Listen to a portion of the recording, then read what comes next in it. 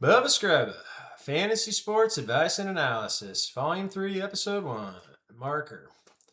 Good morning, everybody. I've decided to start a new YouTube channel. Not that my other one's doing that good. But what with the NFL season starting, training camp starting next week, it's time to start talking fantasy football, something that I enjoy doing. So, we'll get on the camera and talk about different players, guys you should draft, guys you should pick up, lineup decisions, trade advice, whatever. Just to give you a little backstory on myself, I've been watching the NFL continuously since 1984. I've been playing in fantasy football, fantasy baseball, fantasy basketball league since 2002, and I've been running my own fantasy football league as the commissioner since 2008. In that league, we run a PPR, point per reception scoring system. In this episode, we're going to talk about the NFC West, so let's get into it. First team on our list is the defending Super Bowl champion Seattle Seahawks. What is there to say about Seattle? Their offense, as far as, from a fantasy perspective, is not stocked with a lot of superstars. It really begins and ends with the all-world wide receiver Jackson Smith and Jigma. He's going to be a first-round pick. You're going to have to get him anywhere from pick 4, 5, 6 onwards. I would be surprised if he lasts, into the 8s, 9, whatever. This guy is, if he's 1, 2, maybe the second best wide receiver in the fantasy landscape, maybe Jamar Chase, maybe Puka Nacua. Maybe it's just a personal preference on your end, but this guy, he's a bona fide first round pick. So yeah, if he's sitting there waiting and you're inclined to pick him, pick him. In the receiver room with him is this Rashid Shaheed, who they had acquired from New Orleans last year.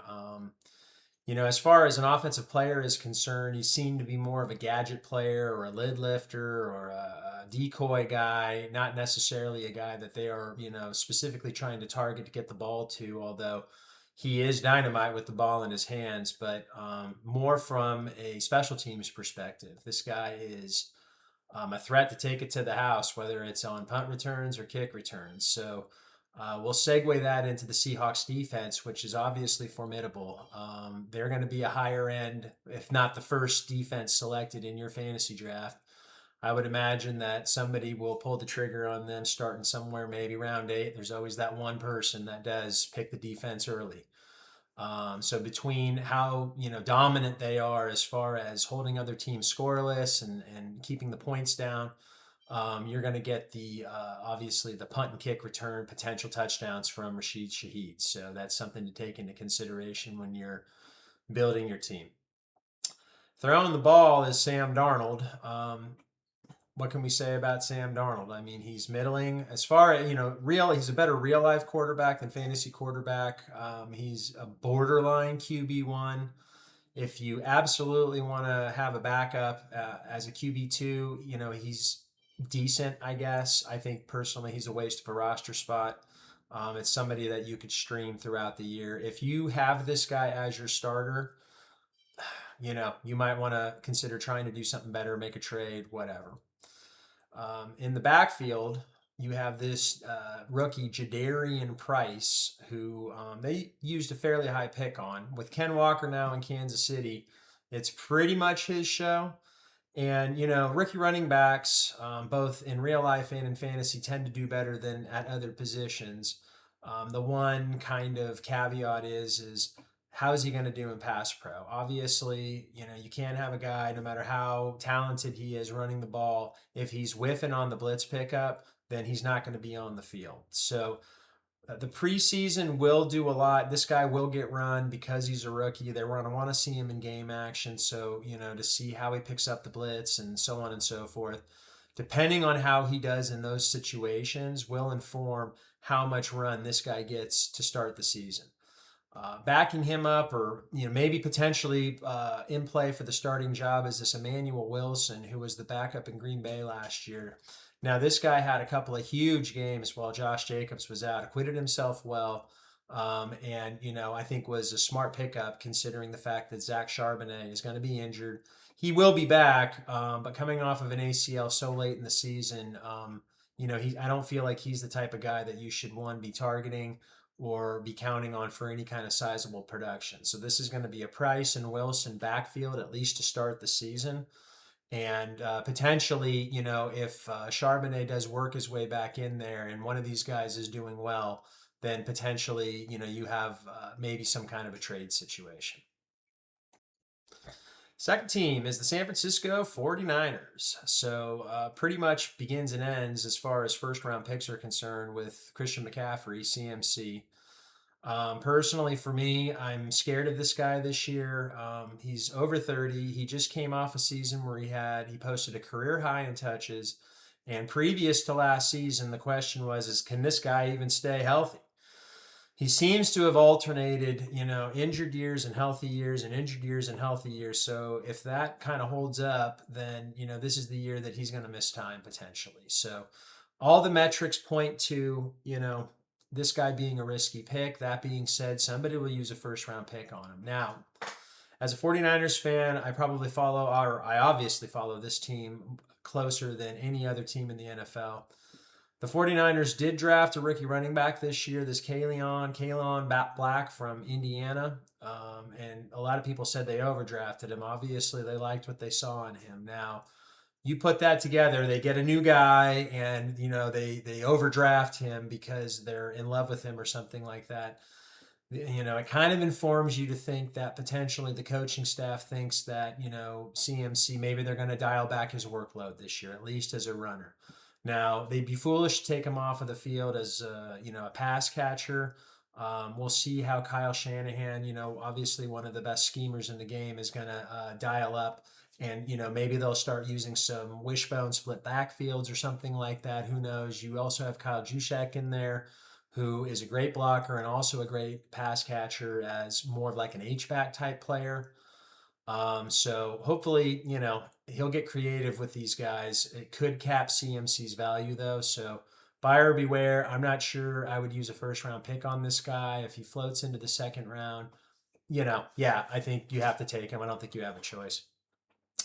The other fantasy stud for the 49ers is the newly signed Mike Evans from the Tampa Bay Buccaneers. Now, I mean, Evans, we all know the story. 10 years, 10,000-yard seasons, 1,000-yard seasons.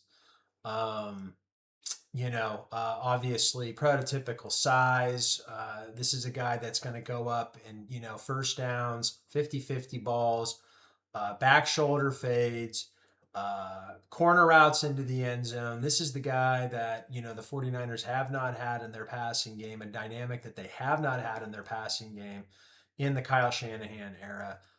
His age is obviously a concern, but up until the last few seasons, he has been nicked up a little bit. But I just feel as if that, this is a guy that you're going to get him in the second round. If you could get him in the third at this point, I'd say that you're doing pretty good. Age is a concern, but usage, scheming, I mean, this is going to be the best of his career, obviously. People are very excited. I think 10 touchdowns is in play easily. Even if, they give him rests between the 20s or whatever, when they're in the red zone, he will be on the field and he will be targeted heavily. Also in the receiver room is Ricky Pearsall. So he's going into year 3. Obviously, he's a talented player, but again, a guy who just seems to be injury prone. This is going to be his make or break season. They did bring in this Christian Kirk from the Texans and formerly the Jags to compete with him and or as insurance. Personally, I feel as if that when they go 3 wide, these 3 guys are going to be on the field. It's really just a matter of who's going to be on the boundary and who's getting kicked inside to the slot. I feel as if that the slot guy may have more value. So if that's Kirk, then he might have more value than Pearsall or vice versa. Again, this is a wait and see kind of thing. Both of these guys should probably be drafted. Pearsall is going to get a higher pick. I would say 8th round, 9th round. You can get Kirk deeper. Kirk could end up returning the better value though. Last but not least, we have George Kittle, who in years past was easily a tight end 1, top 3, top 4 option. He is coming off of a bad Achilles injury, although by all accounts, apparently he is trying to be suited up for week 1. We'll see about that. Kind coming off of that kind of injury and with his age, he's 31, I think now. He's not a guy that I'm going to be targeting heavily in the draft. I mean, if he slides and I need a tight end and he happens to be there, then of course I'll take him. But I also will probably back him up with this Jake Tongas, who showed pretty well last year as his backup and will get some run as far as the offense is concerned. The next team on our list is the LA Rams. Now, this is a bona fide superstar, fantasy superstar offense. Let's start at the wide receiver position, Puka Nacua. Bona fide first round pick, just like JSN. He's going to be pick 4, pick 3, pick 4, pick 5, something like that. Obviously, this guy is tough as nails. He catches everything. He pops right back up. They throw him the ball relentlessly. But apparently he's a head case. And so he was in rehab, some kind of, mental illness, whatever, not drug related, but, just his mentality, something, not clicking with him. He had some issues last year with, live streaming in the locker room or something like that, pissed off a few teammates and some other stuff. So, I guess people are kind of questioning where his head is really at. Is it on the NFL? Is it on social media? I don't know. Obviously, I don't think that's going to make you shy away from picking him. If he's in front of you at pick 3 or 4, you're probably pulling the trigger, or you're going for JSN, or you're going for Jamar Chase. It's really just a preference on your part. On the other side for him is Devontae Adams. He's obviously getting a little bit older. Had a monster season last year. What did he score? 14 touchdowns. I think it's a tall order to expect that he is going to replicate that many touchdowns again. I mean, 10 is probably within reach, but, let's say 8, which is still pretty good. That being said, based off of the season he had last year, he's probably going to be at least a 3rd round pick, or if not a 4th round pick. You're taking your chances. Are you banking on this guy staying healthy long enough to put up those kinds of numbers? Are they going to still utilize him in the red zone the way they did last year? Is Matthew Stafford going to be healthy all season like he was last year? All kind of big question marks there. I don't have a problem picking him. It just depends on when you get him. Again, he's a guy that I would pick if he slid down the board a little bit. He's just kind of sitting there if other people are passing on him for whatever reason. It falls into your lap, take him. So we mentioned Matthew Stafford going into age 38 season, age 39 season. At the beginning of last year, he had a back thing that people were very worried about. They were basically like, is this guy even going to be able to start the season? I don't know. He got an injection. He got acupuncture, whatever it was. He stayed upright all season, put up an MVP year. In football, for me, my philosophy is that if somebody puts up an MVP season, it's very unlikely, especially at his age, it's very unlikely that he's going to back it up with another MVP caliber season. However, there is a precedent for this, and this is Aaron Rodgers back in Green Bay. I think he was a little bit younger, though, 36, 37. He did put up back-to-back MVP seasons. I don't know if Matthew Stafford is Aaron Rodgers, but I am not banking on this guy putting up another MVP season. As far as his fantasy rank is concerned, I think somebody's going to draft this guy as a top 5 fantasy quarterback, and I think they're going to be massively disappointed. Again, if you're building out a team and you're stacked everywhere and, Matthew Stafford falls to you and you get him in round 7 or something like that, then yeah, pull the trigger. I would, however, spend a pick on somebody else and back him up. And, like a perfect potential situation would be, like a Jaden Daniels, a guy who came off of a younger player who came off an injury-plagued season last year, but has immense upside if everything clicks for him this year. If you get Stafford and you get Daniels, if you get those 2 guys, one of those 2 guys will pan out for you, I'm pretty sure. That would be almost a dream scenario if you were stacked everywhere else. In the backfield, you have the old steady Kyron Williams. I mean, this guy just gobbles up carries, scores touchdowns, doesn't come off the field that often, although last year that Blake Corum from Michigan as a rookie did steal some touches from him as the season went on, and they were kind of alternating big games. Kyron's still the lead dog in this situation. You're going to expect to pay a 2nd round pick for him. at least. I don't think there's any reason why you wouldn't draft him. I think Corum will continue to eat into his workload, but it all just depends on game flow. It depends on pass pro. It depends on, obviously, the Rams trust Kyren. The only thing maybe that would inform their decision this year would be, well, they're on a Super Bowl run. They want to keep him healthy. They don't want to rack up the carries. Something to consider. But, on an offense that good and with his consistency and his resume, I don't see any reason why you would shy away from him. Lastly is the tight end position. So the Rams invest heavily in this position, and they have guys that over the years have had flashes of brilliance, like this Tyler Higbee. You really can't count on them on a week-to-week basis, but they will have spiked weeks. That being said, they drafted this kid, Colby Parkinson, last year. I think he was a rookie last year. He played pretty well. Going into year two, I think this is his position. This is his year to establish himself more in this offense. Maybe at the expense of Devontae a little bit. He's going to get some balls thrown his way. If you are punting the tight end position and you're just ignoring it in the first part of the draft and you want to get somebody who's a lower end guy, he could be a nice sleeper, maybe like this year's Jake Ferguson. We shall see. Last but not least is the Arizona Cardinals. Obviously, the least sexiest fantasy setup, I think, for this division. It begins and ends with this running back, Jeremiah Love, that they picked in the first round. You're going to have to probably spend a second round pick on this guy.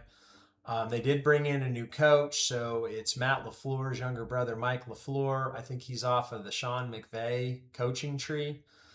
They know how to use the running back in their offense. So I would say that, this guy's going to get carries. But, as I was saying about this Jadarian Price earlier in the video, it all comes down to pass pro.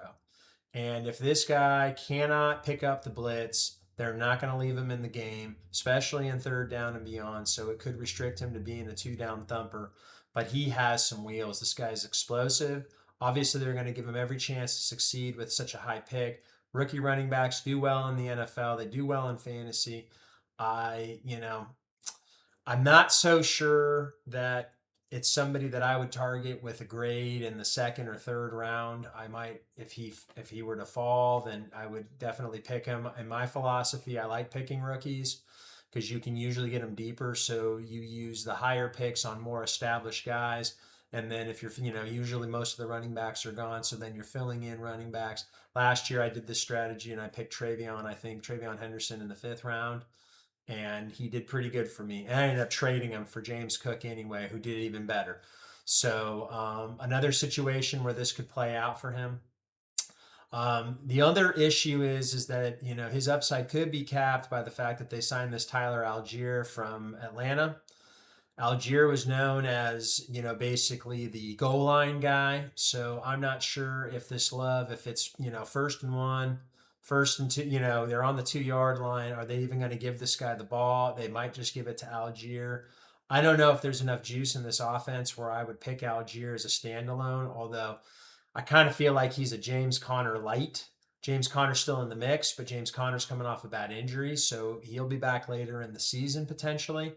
So you could have a 3-headed monster at that point. So I'm not sure. I think the best thing is that this Love starts out with a bang, and then potentially you flip him. You trade him for a more established guy down the road.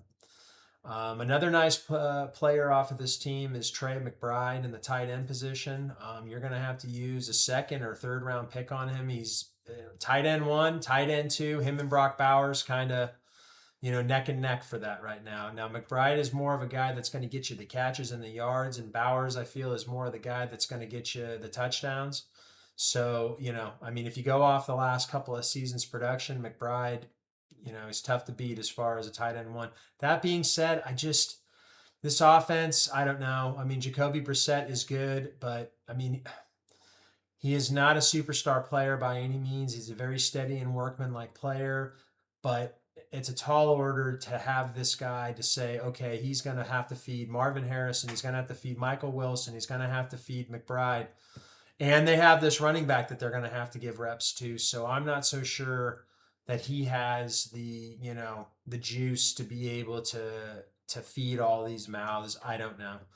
So speaking of Marvin Harrison, I mean, this is I feel like a make or break season for this guy. Maybe he's a trade candidate. I don't know.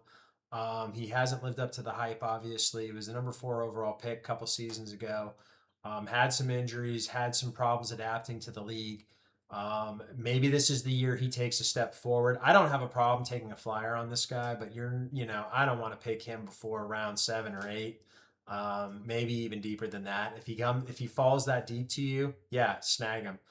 And one reason why I feel he might fall that deep is because this Michael Wilson definitely took off last year when he was injured, but that was when he had no other competition in the receiver room for targets.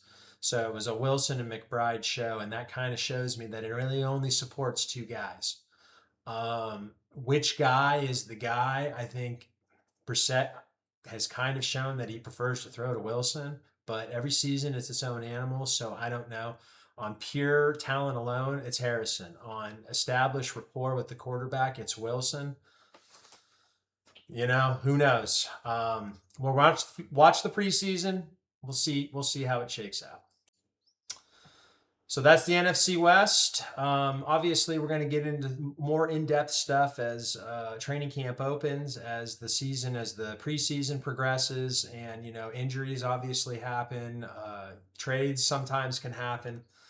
So as things change, we'll obviously go back and kind of reevaluate everybody. But yeah, no. Anyway, so we'll have the NFC East as the next video. So we'll see you guys soon.